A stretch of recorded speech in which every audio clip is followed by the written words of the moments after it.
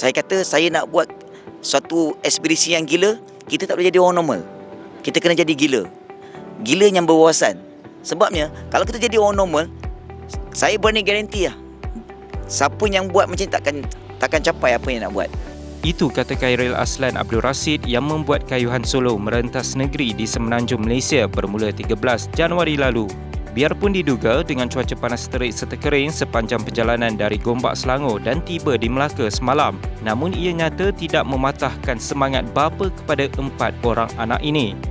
Khairil ketika ditemui Melaka hari ini Meshai berkata kayuhan solo mengelilingi Malaysia dengan fat bike merupakan projek pemanas badan selepas pandemik COVID-19 sekaligus memperkenalkan basikal jenis fat bike keluaran Maxtron.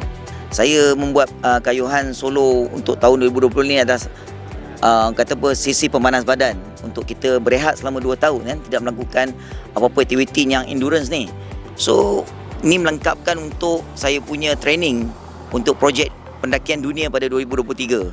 Saya akan melakukan pendakian 3 puncak dunia 8,000 meter, iaitu pendakian Everest, Makalu dan Lhotse. 3 gunung ni saya akan buat satu ekspedisi pada 2023 insyaAllah, pada season spring April 2023. Ditanya mengenai pengalaman manis, Khairil berkata dia bukan hanya pernah menjelajah Malaysia, malah pernah melawat negara luar seperti Aceh dan India dengan hanya berbasikal secara solo. Yang ekstrim pada 2019 lah, saya melakukan kayuhan ke glacier ais paling ekstrim di dunia, di Cedar, border Tibet Utara India, suhu minus 35. Basikal ni melalui satu saat gentir di mana crevice pecah. Celah-celah kangkang saya, celah basikal. Saya tak, masa tu saya hanya berdoa agar saya tak ditarik masuk ke dalam ais. Nasib baik dia hanya crack, dia tak, crevice tak turun ke bawah. Yang tu sejauh 388 km. Suhu paling ekstrim saya pernah basikal ni kena melalui. Mengulas mengenai misi kayuhannya ke Semenanjung Malaysia, katanya perjalanannya dijangka mengambil masa 35 hingga 40 hari dengan jarak 2,200 km. Khairil bagaimanapun berpuas hati dan bersyukur kerana dapat melengkapkan misi kayuhannya ke negeri Melaka sebagai pit stop pertama sebelum ke beberapa negeri lain.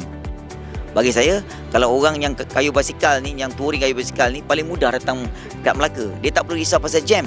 Pasal kita berbasikal kan, kita boleh pelan-pelan lihat. Satu lagi, saya ada komuniti fat bike tayar besar ni. Kalau dekat Semenanjung, yang paling besar kat Melaka, FMCC.